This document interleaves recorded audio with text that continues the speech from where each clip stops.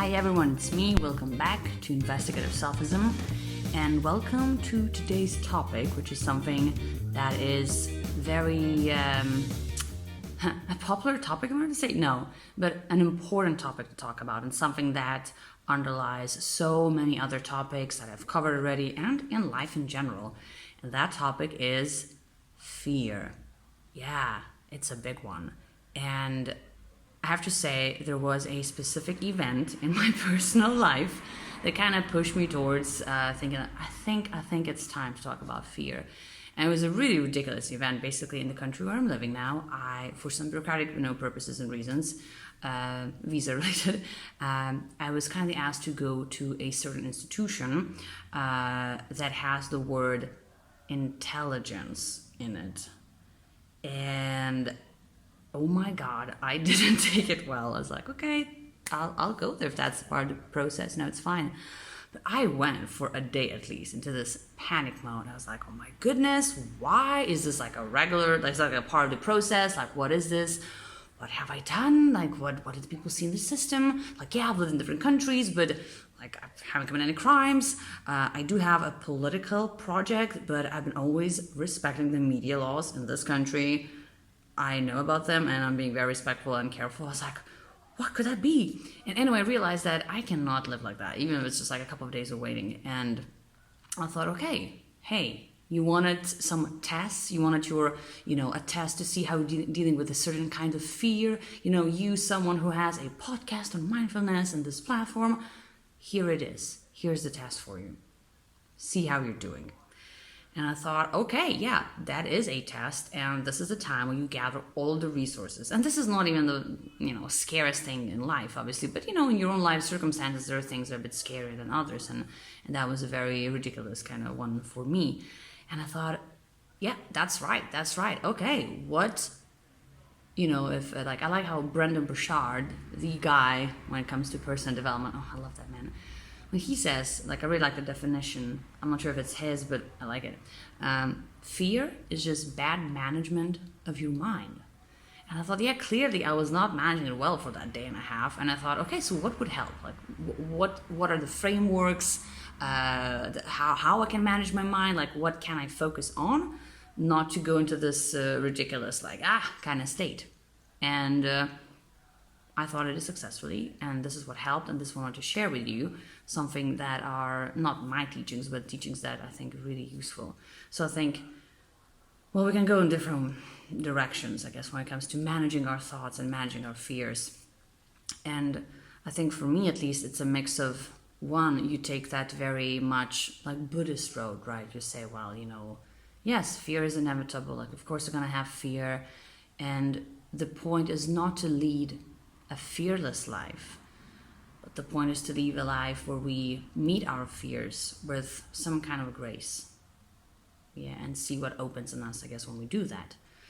So it's like, okay, yeah, that's nice, and that saying also, be the one who knows, kind of try to zoom out a little bit and see not what the experience is exactly, but who does that happen to? Who are you as a being going through that experience? So those really beautiful, calming, I think, Buddhist sayings, Buddhist practices, really, I think that's a very good, these are strong reminders to have. I talked about what's your toolbox in one of my podcast episodes and my articles. And I mentioned that constantly, and I think that's a very strong thing to have in that toolbox, right? When you're panicking when something's happening, okay, what can help? And I think if you go in Buddhist psychology, Buddhist teachings, I think there's obviously so much wisdom there, and why there, and why not to use it, especially when you're looking for something to use. So I thought, okay, that's one thing definitely.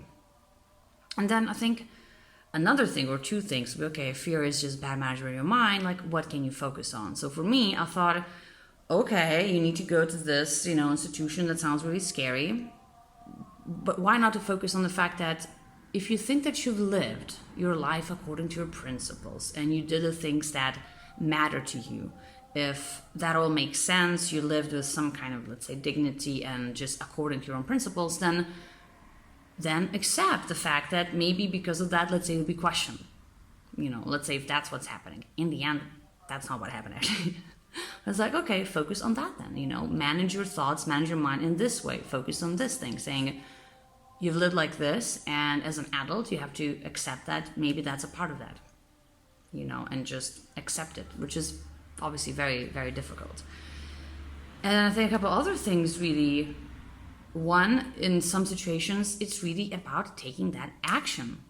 Sometimes we're fearful, because actually not doing anything, we're not moving forward. In my case, it was just a matter of waiting in that specific situation. So like there was really, the action for me was to manage my mind.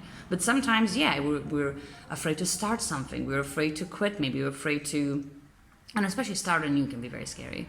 But as soon as we start taking that action and we see ourselves take that action, we say, oh, wait a minute, I can do this. Like, look, I did this thing, even if it's a small thing, but I did it. Okay, I can see myself do that, and then maybe I can continue. So I think oftentimes it's taking the action. You can, in some situations, you cannot think yourself out of something. There's an actual action you have to take, some situations. And a couple of, I think, they might sound a bit cheesy, but I think they're really powerful questions to ask to yourself would be, what's bigger than your fear? If you're afraid to start anew, to maybe disappoint someone on that journey, to be true to yourself and express yourself to start, like, what is bigger than that? What's more important to you, like values-wise, I guess, than the fears that you have? Is there something bigger, more important, something more meaningful to you than the fear that you have? And I think that's a good question to ask, right? To see beyond your fear, to see what's on the other side of that fear. And then that other question would be, maybe, or like, could it be so that that fear and what comes with it is between you and that, I'm gonna say it, that next level of your life, that this is what you really have to go through to get to that next level, that, more joy in your life, trusting yourself more, being a better, parent, let's say, I don't know, like whatever that next level is in whichever area.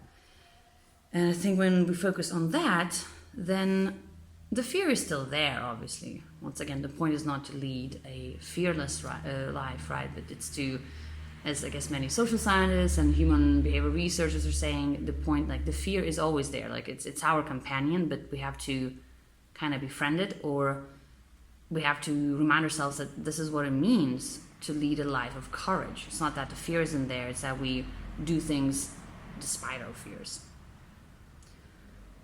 So I think all of these reminders, really, frameworks, something you can tell and remind yourself, really, about, I think they can be very powerful.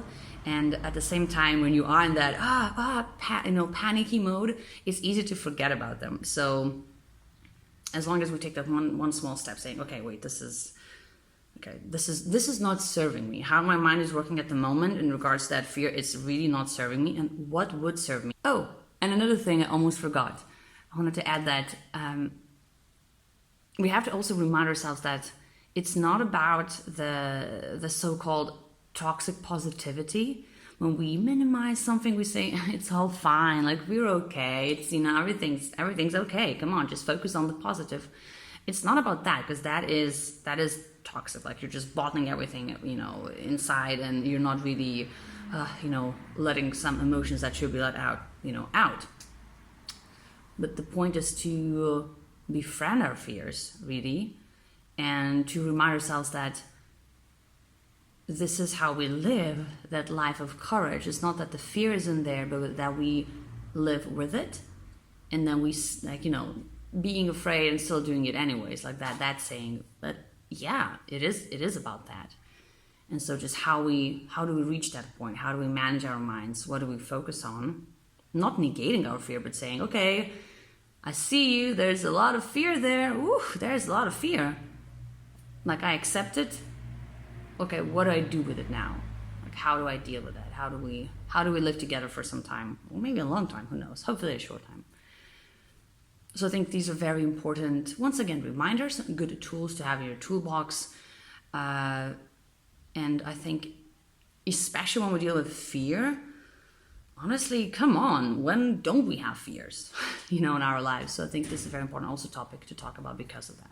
So I hope you found something useful here, maybe a framework you haven't heard of before, like a nice quote, something that hopefully resonated with you and will help you, or in the future, or who knows, maybe you're going through something that generates a lot of fear for you now. So manage your minds well, use the tools available. There's so much available. What I've talked about today, that's just such a small part of what you could be looking into. But if anything, I hope it's a good place to start and to start using it as soon as it makes sense for you. Thank you so much for listening. Thank you so much for watching. Have a nice week, and I will see you soon.